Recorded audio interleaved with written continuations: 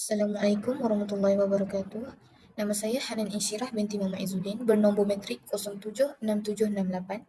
Hari ini saya akan membentangkan tajuk tugasan saya bagi subjek Mabahis Al-Ilahiyat, iaitu ulasan ceramah Ustaz Rasul Dahri yang bertajuk Di Mana Allah. Alhamdulillah, bersyukur kehadrat Ilahi kerana limpahan kurnianya kami dapat menyiapkan tugasan bagi subjek Mabahis ini dengan penuh jayanya. Dengan kesempatan ini, kami ingin mengucapkan setinggi-tinggi penghargaan kepada Ustaz Amirul, iaitu selaku pesyarah bagi subjek ini kerana telah memberikan sepenuh kepercayaan beliau untuk kami menjayakan tugasan yang diberikan. Dalam tugasan ini, kami diberi tanggungjawab untuk mengulas berkenaan sebuah video klip ceramah yang membincangkan tentang di manakah Allah, dan di dalam video tersebut terdapat unsur perjanggahan dengan ahli sunnah wal jamaah. Islam adalah agama Allah yang telah diwahyukan oleh Allah kepada Nabi Muhammad SAW dan para nabi terdahulu. Akidah Islam merupakan keyakinan yang mendalam kepada Allah yang terzahir melalui percakapan, kelakuan dan membenarkan dalam hati. Oleh itu, untuk memahami akidah Islam ini adalah penting untuk kita mengetahui asas-asas akidah. Antaranya ialah dengan mengetahui fardu ain, iaitu beriman kepada Allah dengan meyakini sepenuhnya kewujudan Allah dan yakin dengan ajaran yang dibawa oleh Rasulullah. Manakala iman adalah membenarkan ajaran Islam yang dibawa oleh Rasulullah tanpa ada keraguan, dan ihsan pula ialah keyakinan bahawa adanya Allah yang maha melihat setiap perbuatan kita. Seperti yang diketahui, ancaman akidah pada umat Islam pada hari ini semakin membimbangkan apabila dunia menjadi semakin bebas melalui hubungan sosial yang meluas dengan adanya kemajuan internet dan kemudahan maklumat. Seterusnya, penularan yang tidak berlandaskan akidah Islam seperti sekularisme, liberal dan syiah telah membawa kepada kekeliruan dalam kalangan masyarakat.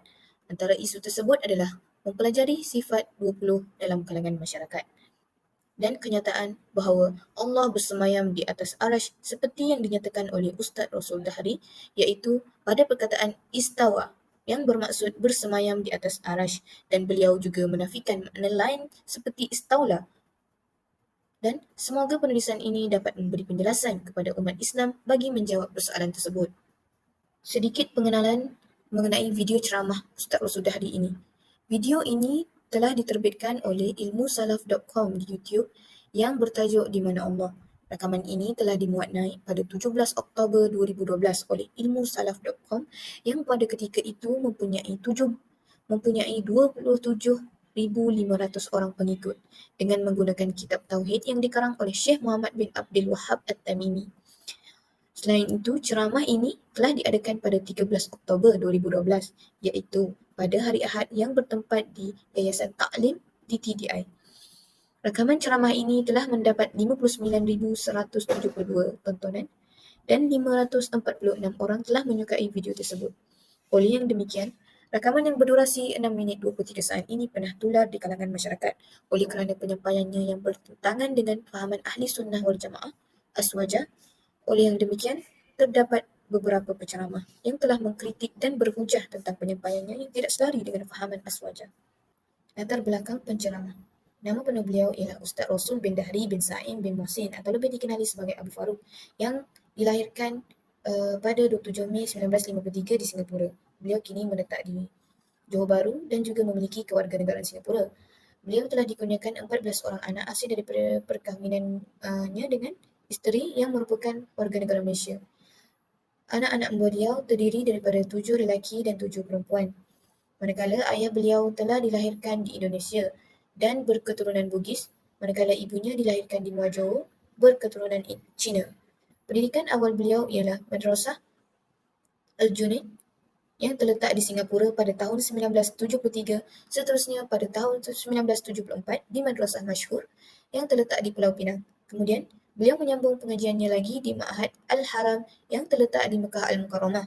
Beliau juga turut menuntut ilmu di Universiti King Abdul Aziz dalam jurusan Bahasa Arab dan melanjutkan pengajian dalam bidang syariah, dakwah dan usuluddin di Universiti Ummul Qura. Beliau merupakan seorang pendakwah bebas yang telah berdakwah melebihi 30 tahun serta ceramah-ceramahnya banyak didapati di YouTube dan di media sosial. Selain daripada berdakwah, beliau juga merupakan penulis-penulis buku keagamaan yang melibatkan masalah akidah Ahlussunnah wal Jamaah berdasarkan Al-Quran dan hadis. Dalam video ceramah tersebut, penceramah membuat satu kenyataan bahawa dalam kalangan masyarakat terdapat satu keyakinan kesatuan yang digelar wahdatul wujud, iaitu yang diambil daripada sifat 20 Allah, yang mana sekiranya perkara tersebut dibincangkan secara lebih mendalam akan mendorong seseorang itu kepada kesyirikan. Beliau juga mendatangkan contoh persoalan sesetengah fahaman akidah tentang di manakah Allah yang mempunyai kaitan dengan sifat 20, iaitu al-wujud yang bermaksud ada. Menurutnya, sesetengah pendapat menjawab persoalan ini dengan mengatakan Allah wujud di setiap tempat atau tanpa tempat. Di dalam video tersebut juga, beliau juga menjelaskan bahawa sekiranya seseorang berpegang kepada akidah yang benar, tidak akan mengatakan bahawa Allah berada di setiap tempat atau tanpa bertempat. Selain itu, sesiapa yang berpegang teguh kepada tauhid rububiyah akan kembali kepada panduan yang asas, iaitu kembali kepada Al-Quran dan hadis. Sebagaimana satu hadis sahih yang diriwayatkan oleh Imam Malik dalam kitab Muwatta, iaitu Nabi SAW bersabda, maksudnya, aku tinggalkan kepada kamu dua perkara yang kamu tidak akan sesat selagi mana kamu berpegang dengannya, iaitu Al-Quran dan Sunnah Nabi Muhammad SAW. Ulasan ceramah. Isu utama yang dibangkitkan oleh penceramah adalah sifat Tauhid 20 boleh membawa kepada kesyirikan jika dibincangkan dengan lebih mendalam. Hal ini sudah pastinya tidak bertepatan dengan pemikiran Ahli Sunnah wal Jamaah kerana menurut ulama Ahli Sunnah wal Jamaah, sifat 20 merupakan kaedah makrifat Allah terdiri dari ilmu kalam dan ia juga telah melalui metod saringan dan pengisian ilmu tasawuf. Metod ini bukanlah baru di dalam Islam kerana tauhid dan ilmu tasawuf saling berkaitan dengan apa yang diajarkan oleh Nabi SAW dan diwahyukan oleh Allah Subhanahu Wa Taala. Pembelajaran tentang sifat 20 mula diperkenalkan oleh Imam Abu Hasan Al-Asy'ari.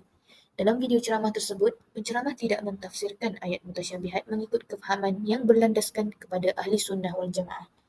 Ayat Al-Quran yang menjadi perbahasan dan perhatian dalam ceramah tersebut adalah Ar-Rahman 'alal 'arsy istawa, iaitu pada surah Taha ayat 5, iaitu penceramah menyebut lafaz istawa disandarkan oleh Allah sebagaimana maksud ayat Allah bersemayam di atas arasy.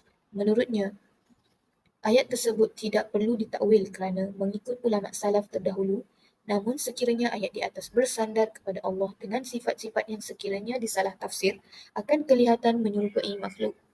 Pemahaman ayat ini secara literal boleh menyebabkan seseorang itu kufur kepada Allah kerana Allah adalah maha suci daripada sesuatu apapun yang baharu dan tidak ada sesuatu pun yang serupa dengannya. Ulama ahli sunnah wal jamaah turut meyakini bahawa Allah itu wujud tanpa arah dan tempat. Iktikad inilah yang membezakan kelompok ahli sunnah wal jamaah dengan kelompok lain dalam memahami ayat sifat ini. Dalam konteks membincangkan ayat mutasyabihat, menurut Syekh Muhammad Abdul Azim Al-Zurqani dalam kitab beliau iaitu kitab Muwaqifil Marajan, beliau mentafsirkan ayat ini sebagai satu ayat yang mempunyai syubhah. Syubhah dari segi kiasan ianya tidak diterima dari sudut akal. Sebagai contoh, sesuatu yang ada itu tidak bertempat.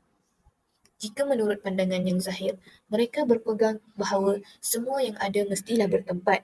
Namun, adanya Allah yang tidak berkehendak kepada tempat dan tidak sama dengannya.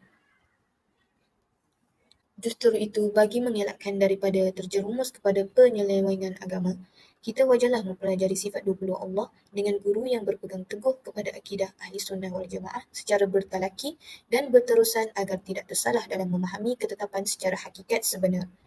Tambahan pula, hal ini merupakan fitnah yang besar kepada umat Islam dan secara tidak langsung boleh membawa kepada kegoncangan dan kelemahan akidah generasi zaman kini kerana mereka tidak mempelajari secara terperinci berkaitan akidah sifat 20 Allah.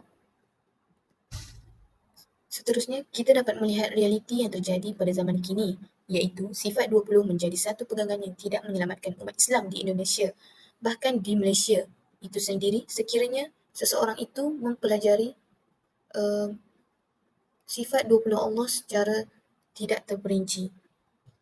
Antara bukti lain yang dapat kita lihat adalah Universiti Al-Azhar Sharif, iaitu di peringkat menengah atas dan pengkuliahan sifat 20 bukan salah satu cabang ilmu yang dipelajari di lembaga pendidikan tertua itu. Setelah itu, Madrasah Salatiyah merupakan pusat pengajian yang pertama didirikan di Mekah dan menjadikan dasar pengajian sifat 20. Hal ini demikian kerana sifat 20 adalah satu konsep ilmu yang sangat agung dan mentafsir kaedah mengenal Allah berkaitan ilmu makrifah. Ilmu sifat 20 ini dicipta oleh para sufi dan para awliya yang terdahulu bagi tujuan mengajar kita menuju jalan mengenal Allah. Kesimpulan daripada keseluruhan tugas ini dapat kita perhatikan dalam perbahasan di dalam video berkaitan Ustaz Rasul Dahri yang memperincikan tentang sifat 20 bagi Allah dan penjelasan beliau bertentangan dengan apa yang dibawa oleh Ahli Sunnah wal Jamaah kerana beliau mengatakan bahawa Allah berada di langit dan ianya seolah-olah menunjukkan bahawa Allah mempunyai jisim. Hal ini telah bertentangan dengan pandangan Ahli Sunnah wal Jamaah yang mengatakan Allah tidak mempunyai jisim dan tidak bertempat. Beliau juga berkata bahawa jika seseorang itu terlalu mempelajari sifat 20 dengan lebih mendalam, maka ia boleh membawa kepada kesyirikan. Malah, di penghujung video klip itu, beliau memperjelaskan bahawa beliau tidak berpegang kepada akidah sifat 20, tapi beliau berpegang kepada akidah yang diajarkan oleh Ibnu Hasan Al-Asy'ari, iaitu akidah uluhiyah, rububiyah dan asma' wa sifat. Perkara ini pula bertentangan dengan pandangan Ahli Sunnah wal Jamaah, iaitu kita harus berpegang kepada akidah sifat 20 bagi Allah serta wajib ke atas semua umat Islam untuk mempercayai dan menjadikan sifat 20 Allah sebagai asas pegangan mereka. Pada firman Allah dalam surah Al-Baqarah ayat 29, A'udzubillahi minasyaitonirrajim. Walladzi khalaqa lakum ma fil ardi jami'an tsumma istawa ila as-sama'i fasawwahunna sab'a samawat wa huwa bikulli syai'in alim. Shadaqallahul azim.